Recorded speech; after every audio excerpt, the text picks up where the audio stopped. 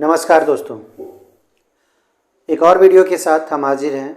SSC की तैयारी चल रही है और एसएससी की तैयारी में ये तीसरा वीडियो है। जीएस की तैयारी चल रही है। जीएस में सभी टॉपिक से प्रश्न होंगे, सभी सब्जेक्ट से प्रश्न होंगे, साइंस से प्रश्न होंगे, स्टैटिक जीके भी होंगे और 25 प्रश्न इसे नहीं माने बल्कि एक ये जीएस का अब क्लास है जो कि सभी चीज़ों पे डिस्कशन होगी, चाहे वो ऑप्शंस हो, क्वेश्चन के पीछे का भी चीज़ों को हम लोग देखेंगे, फैक्ट को देखेंगे।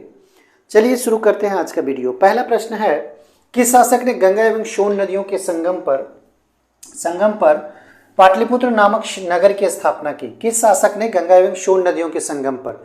तो गंगा एवं सोन नदी का संगम कहाँ होता है? तो ये होता है पटना में।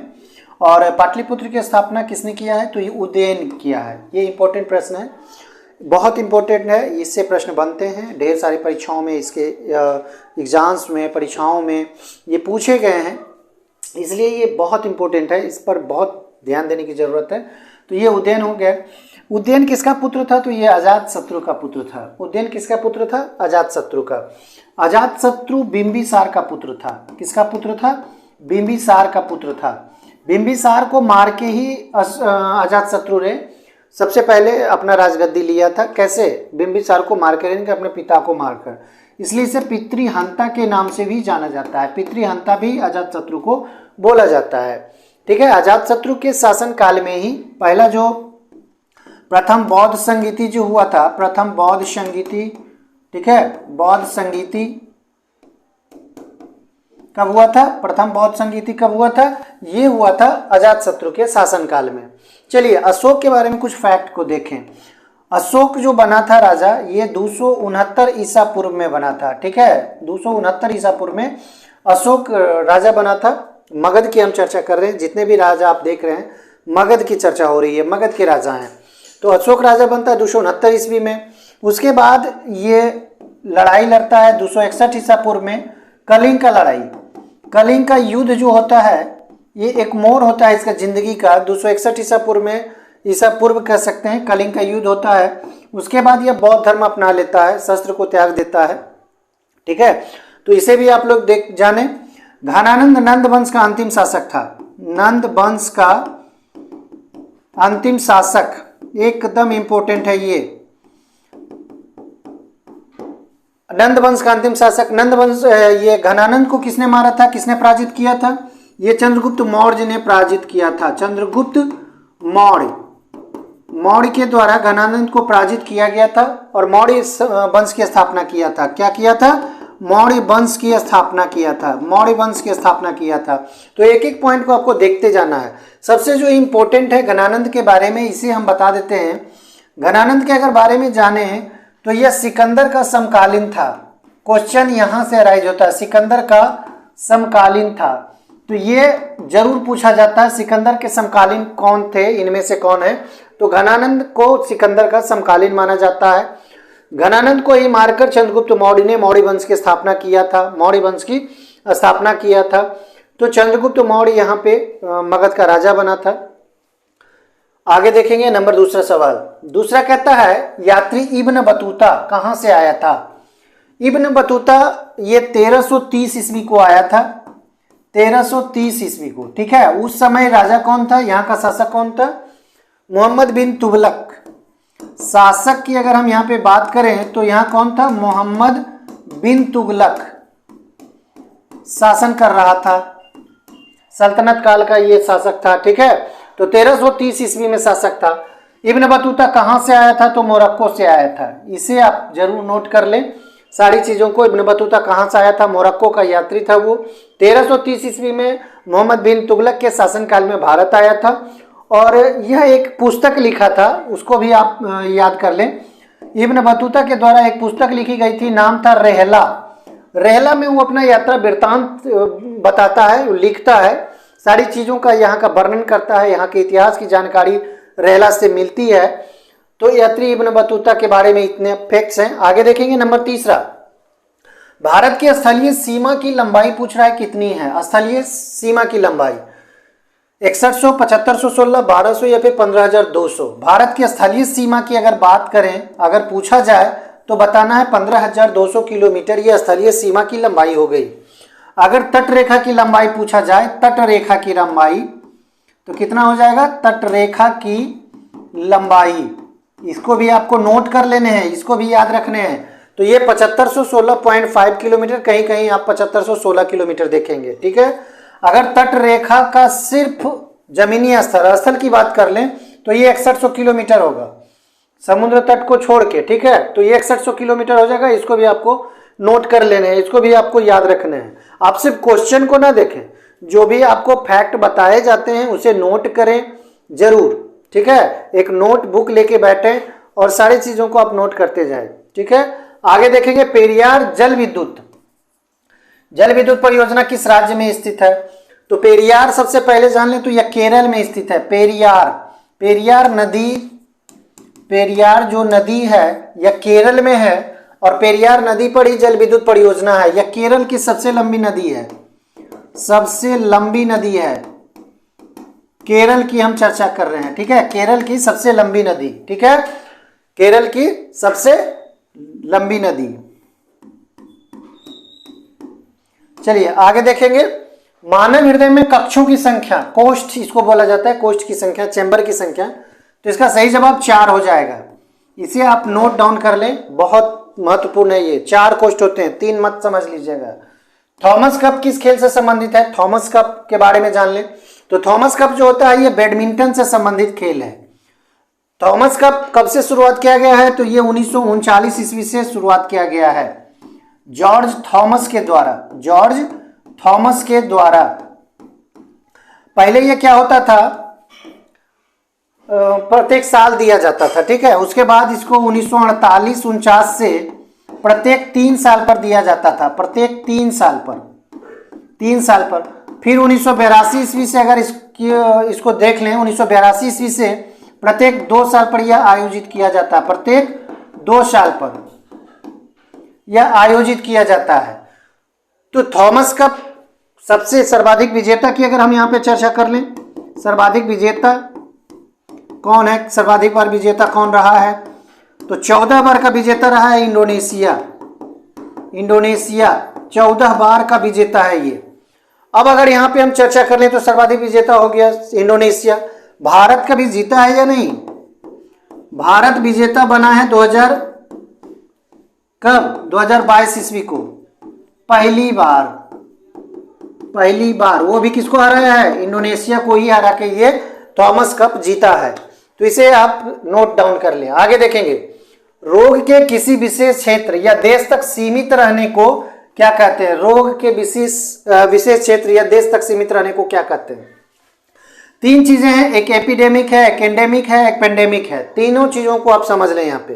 एपिडेमिक जो होता है ये विशेष क्षेत्र या देश तक सीमित रहने को नहीं कहते हैं, यानी कि ये किसी विशेष क्षेत्र में नहीं होते हैं, ठीक है। जैसे कि आप हैजा को ले लें, ठीक है, हैजा को ले लें या फिर पेचिस को ले लें। उसी तरह से एंडेमिक जो होता है ये किसी विशेष क्षेत्र या देश तक सीमित रहने को कहते हैं। तो आपका आंसर यही होगा, जैसे कि मलेरिया को आप ले लें, किसी देश तक सीमित है या किसी क्षेत्र तक यह सीमित होता है, तो मलेरिया इसका उदाहरण हो गया। पेंडेमिक की अगर हम चर्चा कर लें तो ये विश्वव्यापी होता है, ठीक है। जैसे कि कोरोना हो गया, कोरोना जो हो गया ये विश्वव्यापी है, इसे पेंडेमिक के श्रेणी में रखा जा सकता है। चलिए अगले देखेंगे 8वां नंबर, निम्न में से भारत का पहला मौसम उपग्रह कौन सा है? तो भारत का सबसे पहला जो मौसम उपग्रह है यह प्रक्षेपित किया गया था 2001 ईस्वी में। इसका नाम था कल्पना 1। कल्पना चावला जो है अंतरिक्ष यात्री, पहली महिला अंतरिक्ष यात्री भारत की थी, और इसकी श्रद्धांजलि देने के लिए उसका नाम रखा गया था कल्पना 1। 2001 ईस्वी में भारत का पहला मौसम उपग्रह था, जिसे मैटसेट भी कहा जाता है, जिसे मैटसेट के नाम से भी जाना जाता है। तो दोनों को आपको याद रखने हैं, कभी हो सकता है वो आंसर दे दे। भारत में अब तक कितनी बार आपातकाल लागू किया गया है? देखिए आपातकाल 3 तरह के होते हैं, ध्यान देने हैं। एक अनुच्छेद 352 के तहत होता है, एक अनुच्छेद की अगर हम बात कर लें तो 356 के तहत, एक अनुच्छेद अगर हम बात कर लें तो ये 360 के तहत, 352 का जो होता है ये आंतरिक विद्रोह कह सकते हैं या सशस्त्र विद्रोह। अनुच्छेद 356 को बोला जाता है राष्ट्रपति शासन। राष्ट्रपति शासन जिसे हम लोग कहते हैं 356 अनुच्छेद के तहत लगाया जाता है। 360 जो होता है अनुच्छेद ये लगाया जाता है वित्तीय आपातकाल इसको बोला जाता है। ठीक है, वित्तीय आपात इसको बोला जाता है। अब यहाँ पे एक दो चीजें समझ ले। राष्ट्रपति शासन तो सैकड़ों बार लग चुके हैं, सर्वाधिक बार पंजाब में लगा है, उत्तर प्रदेश में लगा है। अनुच्छेद 352 जो है ये 3 बार लग चुका है। कितनी बार पूछा जाता है, कितनी बार आपातकाल लागू किया गया है, तो 3 बार। ये आपका सही जवाब हो जाएगा, 3 बार। अभी तक आपातकाल कितनी बार भारत में लगाया जा चुका है, 3 बार। तीनों बार को आप समझ लें। 3 बार को कौन कौन है, एक 1962 ईस्वी भारत और चीन के बीच जब युद्ध हुआ था तब। ठीक है, एक हुआ है 1962 हो गया, एक हो गया 1971 ईस्वी, ये भारत और पाकिस्तान के बीच जब युद्ध हुआ था तब। ठीक है, तब आपातकाल लगाया गया था। एक हुआ था 1975 ईस्वी, आंतरिक विद्रोह कह सकते हैं या सशस्त्र विद्रोह भी अब इसको बोला जाता है। तो 1975 ईस्वी 3 बार आपातकाल लगाए गए हैं। क्वेश्चन में कभी कभी यह भी पूछ दिया जाता है कि वित्तीय आपात कितनी बार लगाया गया है, तो वित्तीय आपातकाल अभी भारत में नहीं लगाया गया है। ठीक है, इसको याद रखना है, वित्तीय आपातकाल भारत में अभी तक लगाया नहीं गया है। जबकि आपातकाल अगर पूछा जाए तो इसे 3 बार लगाया जा चुका है, 62 में, 71 में और 75 में। ठीक है, चलिए 10वां नंबर सवाल देखेंगे। एशियाई विकास बैंक का मुख्यालय कहाँ अवस्थित है?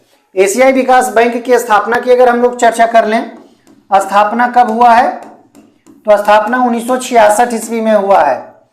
ठीक है, एशियाई विकास बैंक का स्थापना कब किया गया है, 1966 ईस्वी में। और इसका जो मुख्यालय है ये मनीला में है। मनीला कहाँ है, इसे भी आप याद कर लें। हो सकता है मनीला नहीं देखे, हो सकता है देश का नाम दे दे, तो फिलीपींस इसका सही जवाब हो जाएगा। फिलीपींस में ही मनीला है, तो एशियाई विकास बैंक का मुख्यालय फिलीपींस मनीला में है। भारत में पवन ऊर्जा का सबसे उत्पादक राज्य, सबसे बड़ा उत्पादक राज्य यहां पे हो जाएगा, बड़ा उत्पादक राज्य बताइए। बहुत आसान है, क्वेश्चंस स्टैंडर्ड है, लेवल इसका स्टैंडर्ड है, बहुत अच्छा है क्वेश्चंस। पंजाब, तमिलनाडु, मध्य प्रदेश, झारखंड, इसका सही जवाब हो जाएगा तमिलनाडु। भारत में जो पवन ऊर्जा का सबसे बड़ा उत्पादक राज्य है तमिलनाडु है। और अगर विश्व की बात कर लें, विश्व की अगर हम बात करते हैं तो जर्मनी पहले स्थान पे आता है पवन ऊर्जा के मामले में। जर्मनी पहले स्थान पे आता है, पहले पायदान पे आता है, प्रथम स्थान पे। ठीक है, प्रथम स्थान कौन रखता है, जर्मनी। तो ये सारी चीजों को आपको नोट करना है। बार बार हम इस चीज को क्लास में बोल रहे हैं, हर क्लास में हम बताते हैं, नोट जरूर करें। आप सिर्फ क्वेश्चन आंसर नहीं देखें, नोट करें। और पीडीएफ अगर आपको चाहिए तो आप डिस्क्रिप्शन में जो लिंक टेलीग्राम का दिया हो वहां ज्वाइन करें और वहां से पीडीएफ आपको मिल जाएंगे। ठीक है, क्वेश्चंस आपको पीडीएफ में मिल जाएंगे। उसके बाद आगे देखें, भारत में समुद्री तट रेखा वाले राज्यों की संख्या बताना है। तो ये 9 है, 9 की संख्या में समुद्री तट रेखा है भारत की। अगर इसका नाम जानना चाहें तो आप समूह में जाने, याद रहेगा। समूह में कैसे कैसे देख लीजिए, एक तो गुजरात हो गया, महाराष्ट्र हो जाएगा, ठीक है, एक गोवा हो जाएगा। कितना हुआ, 3 का श्रेणी हो गया, 3 का समूह हो गया। उसके बाद चलेंगे क्या, तमिलनाडु हो जाएगा, तमिलनाडु, केरल और एक है कर्नाटक। चलिए 3 3 6 हो गया। अब फिर एक समूह बनाइए आंध्र प्रदेश का, आंध्र प्रदेश, ठीक है। उसके बाद एक है उड़ीसा और एक हो जाएगा पश्चिम बंगाल। तो 3 3 6 3 9 है, जिसका समुद्र तट रेखा जो है, समुद्री तट रेखा है, ये भारत का राज्य है। तीनों को याद रखना है, 3 3 9 9 राज्य हैं, ठीक है। चलिए आगे देखेंगे, भारत में दुधवा राष्ट्रीय उद्यान कहाँ स्थित है। तो भारत में जो दुधवा राष्ट्रीय उद्यान की यहाँ पे चर्चा की जा रही है, ये उत्तर प्रदेश में स्थित है। भारत का पहला राष्ट्रीय उद्यान की बात कर लें, भारत का पहला राष्ट्रीय उद्यान, चलिए बताइए, राष्ट्रीय उद्यान का नाम क्या है, जिम कॉर्बेट नेशनल पार्क। क्या नाम है, जिम कॉर्बेट नेशनल पार्क। इसकी स्थापना 1936 ईस्वी में की गई है। तो भारत का पहला राष्ट्रीय उद्यान कौन है? Jim Corbett national park. इसकी स्थापना 1936 ईस्वी में की गई है। कहाँ है ये? उत्तराखंड में है। कहाँ है? उत्तराखंड में है। ये भी आपको याद रखना है।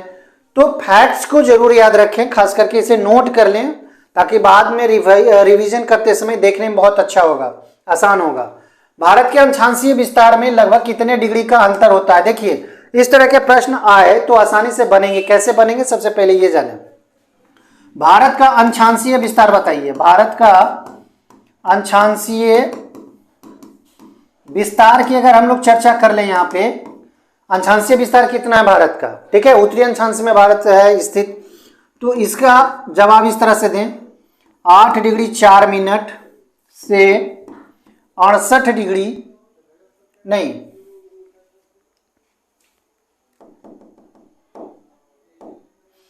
ठीक है, 8 डिग्री 4 मिनट से हो जाएगा 37 डिग्री 6 मिनट। ठीक है, अब दोनों में अंतर अगर आप निकालेंगे तो लगभग का अंतर आएगा 30 डिग्री। समझ में आ गया? और ये उत्तरी अक्षांश में स्थित है। भारत कहाँ स्थित है? 8 डिग्री 4 मिनट से 37 डिग्री 6 मिनट उत्तरी अक्षांश में स्थित है। और दोनों के मध्य कितने का अंतर है? 30 डिग्री का अंतर है। अब बताइए, इस तरह से आप आंसर इसका बना लेंगे जब आप याद रखेंगे तो। उसी तरह से पूर्वी देशांतर में भारत स्थित है। अगर देशांतर की बात पूछ लिया जाए तो उसमें भी 30 डिग्री का लगभग फासला होता है। कैसे? तो ठीक है, 68 डिग्री 7 मिनट इसका होता है। उसके बाद से लेके ये कितना होता है? 97 डिग्री 25 मिनट। अभी दोनों का बीच का अंतर देखिए, लगभग 30 डिग्री का अंतर आ रहा है। ठीक है, 30 डिग्री का अंतर आ रहा है। तो दोनों में अंतर अगर पूछे तो 30 डिग्री ही बताना है और इसे याद भी रखने हैं। एलिफेंटा की गुफाएं मुख्य रूप से किस वंश से संबंधित है? अगर सिर्फ वंश पूछ दिया जाए तो राष्ट्रकूट बता देंगे। और एलिफेंटा है कहाँ, अगर ये पूछा जाए तो ये महाराष्ट्र में स्थित है। महाराष्ट्र राज्य में स्थित है। चलिए 16 नंबर सवाल हम लोग देखेंगे। विश्व का सबसे बड़ा उष्णकटिबंधीय वर्षा वन कौन सा है? डेंट्री, दक्षिण पूर्व एशियाई वर्षा वन, अमेजन या बोस्वास? तो इसका सही जवाब अमेजन हो जाएगा। अमेजन जो है विश्व का बड़ा उष्णकटिबंधीय वर्षा वन है। अमेजन कहाँ है? ब्राजील में है। हालांकि ये ब्राजील में नहीं है बल्कि चिली भी है, बोलिविया है, ढेर सारे देश है इसमें। तो अमेजन बहुत बड़ा जंगल है, विश्व का सबसे बड़ा जंगल है। और ये सबसे ज्यादा स्थित कहाँ है? ब्राजील में स्थित है। पूरे अमेजन का 60% हिस्सा ब्राजील में स्थित है। 60% हिस्सा ये ब्राजील में स्थित है। तो अमेजन क्या हो गया? अगर पूछ लिया जाए विश्व का सबसे बड़ा उष्णकटिबंधीय वर्षा वन तो ये अमेजन वन हो जाएगा। चलिए, एरन अभिलेख का संबंध किस शासक से है? सिर्फ शासक अगर पूछे तो भानुगुप्त बताना है। भानुगुप्त। एरन अभिलेख कब का माना जाता है? तो 510 ईस्वी का माना जाता है। ठीक है, 510 ईस्वी का माना जाता है एरन अभिलेख। अब यहाँ पे देखिए कुछ और भी चीजें सीखने की चीजें हैं। क्या? तो एरन अभिलेख पहला अभिलेख है जिसमें सती प्रथा का उल्लेख मिलता है। सती प्रथा का ऐतिहासिक उल्लेख कह सकते हैं। ऐतिहासिक उल्लेख सर्वप्रथम कहाँ मिला था? ये एरन अभिलेख में ही मिला था जो कि भानुगुप्त का है। ठीक है, सती प्रथा का ऐतिहासिक उल्लेख कर सकते हैं और इसके अलावे कहीं भी नहीं मिला है, इसका जिक्र नहीं हुआ है। 18 देखें, भारत में जब क्रिप्स मिशन आया उस समय भारत का वायसराय कौन था? सबसे पहले जान लें कि क्रिप्स मिशन आया कब था। तो आया था कब? ये आया था मार्च 1942 ईस्वी को। अब 1942 ईस्वी को कौन सा ये वायसराय था? तो लॉर्ड लिनलिथगो था। याद रखना है, लॉर्ड लिनलिथगो था। इसका जो कार्यकाल था ये 1936 ईस्वी से 1942 ईस्वी तक का था, इसका कार्यकाल था। और क्रिप्स मिशन कब आया था? मार्च 1942 ईस्वी को। इसमें एक फैक्ट और याद रखने हैं कि ये किसके नेतृत्व में आया था? स्टीफोर्ड क्रिप्स के नेतृत्व में। ठीक है, के नेतृत्व में आया था। ठीक है, स्टीफोर्ड क्रिप्स के नेतृत्व में आया था मार्च 1942 ईस्वी में। एक और चीजें याद रखने का चीज है, ये उत्तर दिनांकित चेक भी बोले थे। उत्तर दिनांकित चेक देखिए ये बार बार परीक्षाओं में पूछा जाता है। ये किसने कहा था? ये कहा था महात्मा गांधी ने। ये किसने कहा था? महात्मा गांधी ने कहा था। उत्तर दिनांकित चेक कहा था। आगे देखेंगे, किस मिट्टी में कृषि के लिए सिंचाई की आवश्यकता नहीं पड़ती है? अमूमन तौर पे सिंचाई की आवश्यकता नहीं पड़ती है, तो वो मिट्टी है काली मिट्टी। काली मिट्टी को ही रेगुर मिट्टी के नाम से जाना जाता है। इसे नोट कर लें, रेगुर मिट्टी के नाम से जाना जाता है। ठीक है, किसको? काली मिट्टी को। और इसे कपासी मिट्टी भी कहा जाता है। कपासी मिट्टी भी कहा जाता है क्योंकि कपास की खेती इसमें होता है। ठीक है, काली मिट्टी में ही कपास की खेती की जाती है। एक और चीज है, ये कहाँ पाया जाता है? यह महाराष्ट्र के क्षेत्र में पाया जाता है। महाराष्ट्र, कुछ मध्य प्रदेश के क्षेत्र में। ठीक है, ये काली मिट्टी पाई जाती है। चलिए आगे नंबर देखेंगे। लाल सिंधी क्या है?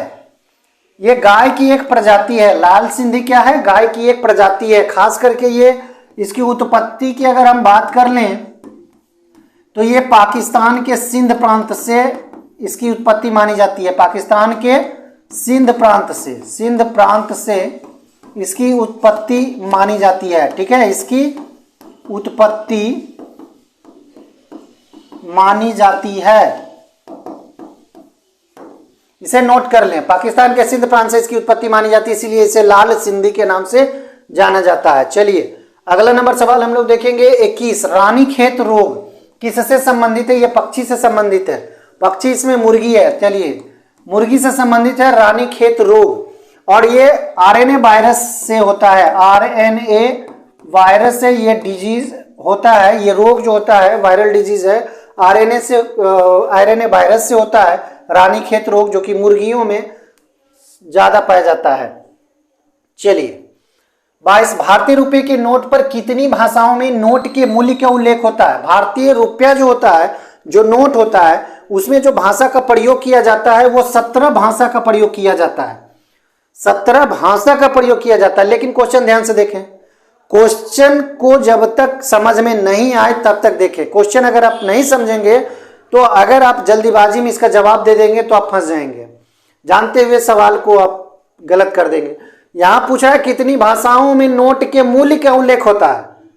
भाषा का उल्लेख 17 का रहता है, ये तो कन्फर्म है, लेकिन नोट में जो मूल्य लिखा हुआ रहता है वो मात्र 15 भाषाओं में लिखा हुआ रहता है। ठीक है, 15 भाषाओं में मूल्य लिखा होता है, प्रयोग किया जाता है 17 भाषा का।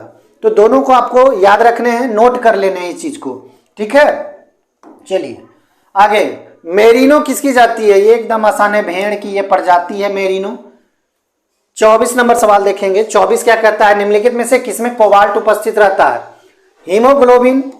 हीमोग्लोबिन एक वर्णक है जो कि आरबीसी में पाया जाता है, आरबीसी रक्त में पाया जाता है। ठीक है, क्लोरोफिल भी एक वर्णक है, ये पेड़ों के पत्तों में पाया जाता है, पेड़ों के पत्ते में पाया जाता है। ठीक है, विटामिन सी जो होता है ये खट्टे फलों में पाया जाता है, खट्टे फलों में पाया जाता है।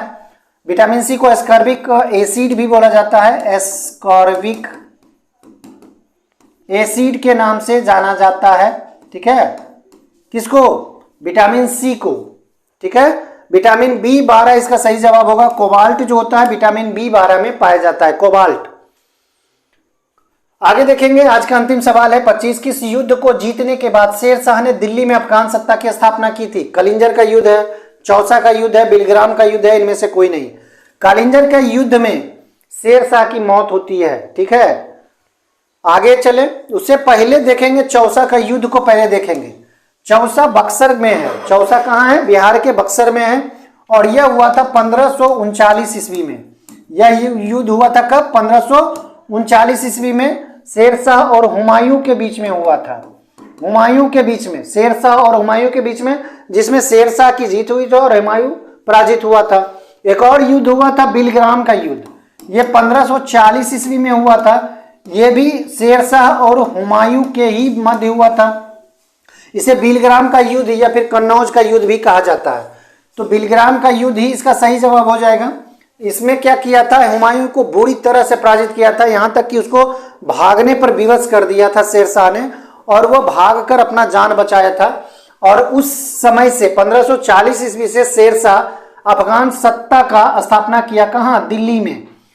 तो 3-4 फैक्ट्स हैं यहाँ पे आपको याद रखने हैं। चौसा का युद्ध 1539 ईस्वी में शेरशाह सूरी और हुमायूं के मध्य हुआ था। बिलग्राम का युद्ध या फिर इसे कन्नौज का युद्ध भी कहा जाता है, ये 1540 में हुआ था। हुमायूं और शेरशाह के मध्य हुआ था। हुमायूं पराजित होता है और दिल्ली में शासन, अफगानी शासन शेरशाह का शुरू होता है।